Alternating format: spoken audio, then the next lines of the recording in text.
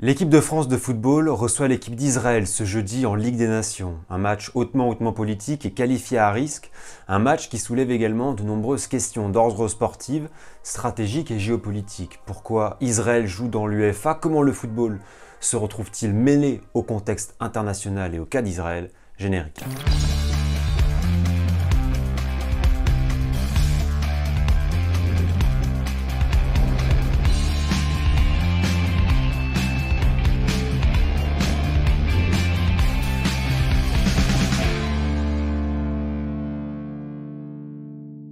Bonjour à tous les amis, j'espère que vous allez bien. Bienvenue sur l'Arena pour cette nouvelle vidéo, une vidéo où l'on va parler de football géopolitique, de comment le ballon rond se retrouve au cœur de l'actualité internationale et parfois renforce même un contexte. On est typiquement dans les thématiques de ma chaîne, dans les travaux que je réalise régulièrement depuis des années et dans ce que j'ai étudié aussi dans mon cursus universitaire.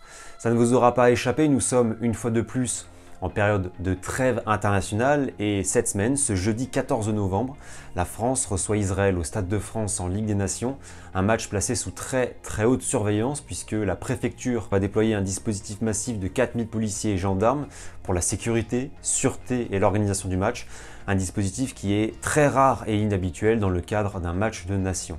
Ça nous dit beaucoup de choses sur la venue de l'équipe israélienne et la quelques centaines de supporters israéliens qui seront à Saint-Denis dans un contexte de tensions, provocations, affrontements et lynchages qui se sont déroulés à Amsterdam il y a quelques jours, dans le contexte aussi du tifo parisien qui a fait polémique en Ligue des Champions, dans le contexte aussi de la récupération politique des hommes et femmes politiques françaises depuis quelques temps. Bref, c'est un match qui s'ouvre dans un climat hostile et pesant, et en plus dans une période sportive et relationnelle vraisemblablement très complexe pour l'équipe de France. L'objectif de cette vidéo, c'est pas de faire une analyse du conflit et de la situation, mais ça va être de comprendre pourquoi Israël, qui n'est pas un pays européen, joue dans l'UEFA, ce qui va nécessiter de recadrer un peu ce qu'on appelle la géographie sportive de l'UEFA et d'évoquer aussi les actualités mêlant football et Israël. Avant qu'on commence, restez bien jusqu'à la toute fin de la vidéo parce que j'ai un petit message à vous faire passer. J'ai envie que le maximum de monde puisse l'entendre. Et puis ensuite, n'hésitez pas comme toujours à liker cette vidéo pour me soutenir dans mon travail, à commenter, partager, surtout à vous abonner, c'est gratuit et c'est la meilleure des récompenses. Direction les 50K et merci à toutes celles et ceux qui le feront. Installez-vous bien confortablement pour ce nouveau décryptage géopolitique du football. Pourquoi Israël joue dans l'UEFA? À cette première question, il faut d'abord rappeler ce qu'est l'UEFA.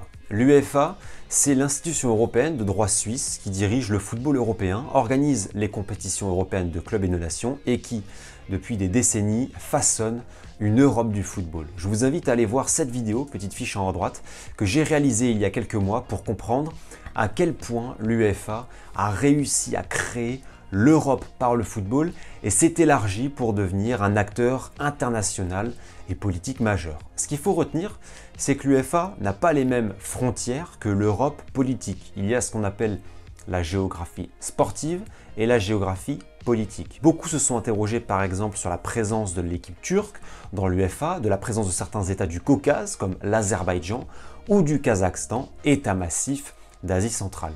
Pour ce dernier, c'est typiquement l'alliance du football et du business qui explique sa présence dans l'UEFA. Le Kazakhstan est un vaste État avec des ressources, avec une potentialité de talent et donc, afin de développer la pratique du football et le marché, des accords économiques ont permis à l'État kazakh de quitter la fédération asiatique et de rejoindre l'UEFA au début du XXIe siècle.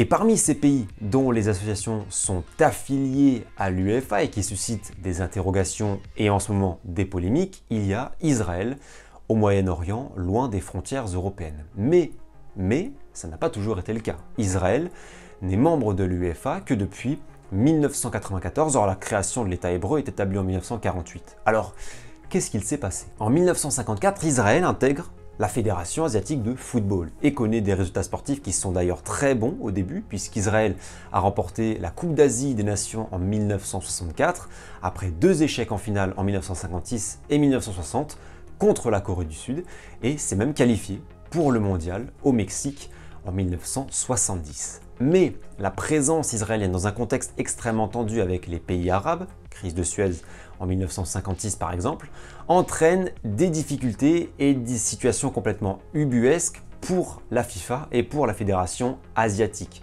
Exemple, en 1958, qualification pour le mondial qui a lieu en Suède. À cette époque, les confédérations asiatiques et africaines jouent leur qualification conjointement. La Turquie, l'Indonésie, l'Égypte et le Soudan, des pays à majorité musulmane, et adversaires d'Israël, refusent d'affronter l'équipe de l'État hébreu pour les qualifications à la Coupe du Monde. Conséquence, Israël remporte tous ses matchs par forfait sur tapis vert et est théoriquement qualifié pour la Coupe du Monde 1958, ce qui est contraire au règlement de la FIFA d'époque. Seul le tenant du titre ou le pays hôte peuvent se qualifier sans avoir joué de match de qualification.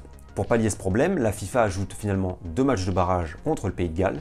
Les Gallois, vainqueurs à l'aller et au retour, iront au mondial à la place d'Israël. Voilà le genre de difficulté que la Fédération asiatique et la FIFA ont connu avec Israël. L'abondance des boycotts ou forfaits qui faussent les compétitions pour des motifs bien évidemment politiques. C'est clairement la légitimité de l'État hébreu qui a été mise en cause, avec en plus des relations délétères et plusieurs conflits armés entre les années 1950 et 70.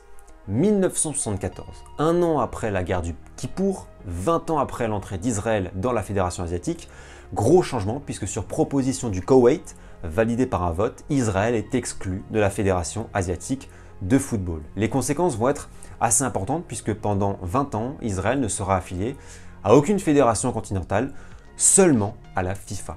Grâce à des statuts de membres provisoires, l'équipe nationale israélienne continuera de jouer, les clubs aussi, mais de façon vagabonde et irrégulière, dans l'UEFA entre 1980 et 1984, mais aussi et surtout au sein de la Confédération du football d'Océanie, une partie des années 70 et fin des années 80.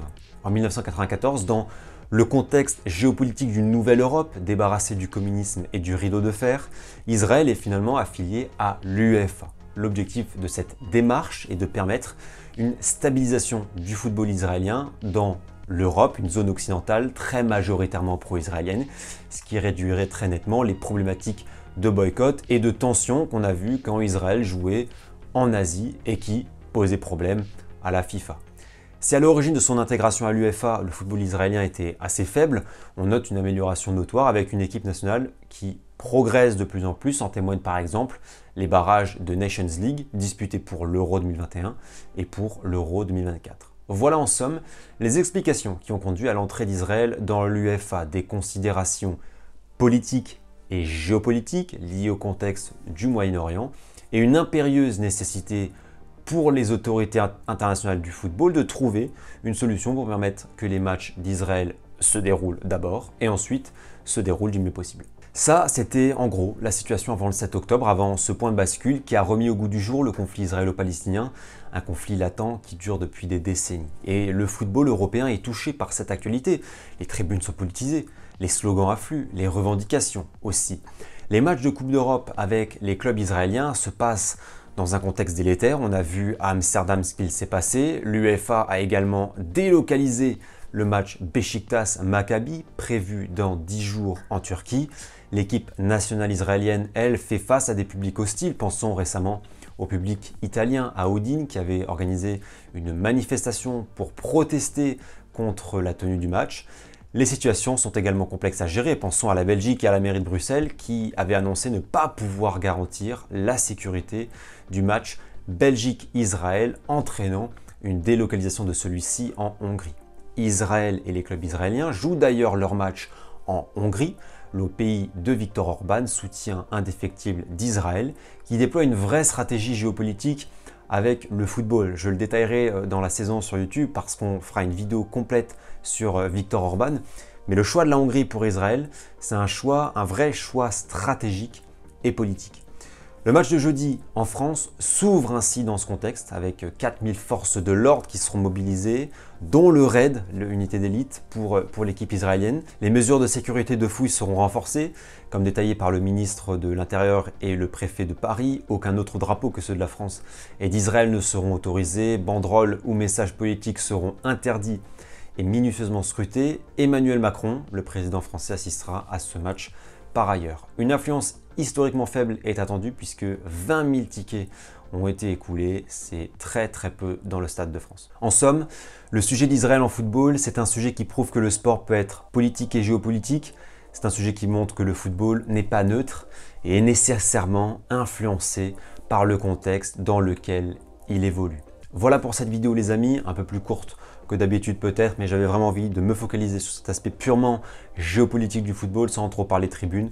Voilà, un aspect géopolitique qui est très actuel, on le sait, et vous savez que c'est une de mes grandes passions et une des grandes thématiques de la chaîne. Si vous avez appris des choses et si la vidéo vous a plu, n'hésitez pas à liker, commenter bien sûr, à vous abonner en activant la petite cloche pour ne rien manquer, c'est gratuit et ça me soutient énormément. On arrive au petit message que je voulais vous faire passer, j'espère que vous êtes encore là. Le 11 novembre est passé, ça fait maintenant 4 ans que je suis sur YouTube, 4 ans que j'ai fondé l'Arena. À bien des égards, une date symbolique pour moi et ce projet fou a changé ma vie, l'occasion vraiment du fond du cœur de vous remercier toutes et tous pour votre soutien et fidélité depuis des années ou depuis peu. Merci de m'accompagner sur l'Arena pour toutes nos vidéos, toutes nos analyses sur l'histoire de football, la géopolitique du football, pour parler hooliganisme et supporterisme politique, pour parler culture ultra, sociologie ou histoire de tribune. Vous avez fait de l'Arena une chaîne unique sur YouTube et unique dans le YouTube football francophone. Alors merci du fond du cœur. C'est tout pour moi pour cette vidéo. Passez une très belle semaine, prenez soin de vous. Profitez des vôtres et à très vite pour la suite des aventures sur l'Arena. Ciao, ciao.